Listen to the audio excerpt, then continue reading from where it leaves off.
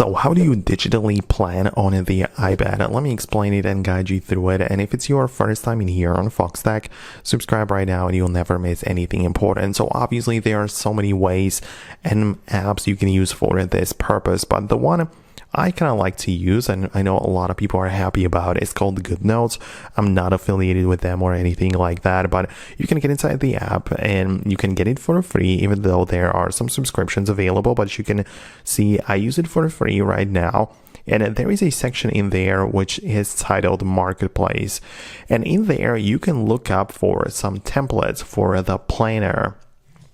Right, so you can see that there are some things which you can get as a template, either paid or for free, so you can filter it by the price, right? It kind of depends, but you will be able to find plenty of different planners which you can get and install them onto your iPad. So as you can see, most of them are kind of like paid whatever, but you can also get some of them for free, especially if I look things up on the internet, like on the GoodNotes marketplace online or like the Safari. I was able to find something for free, right?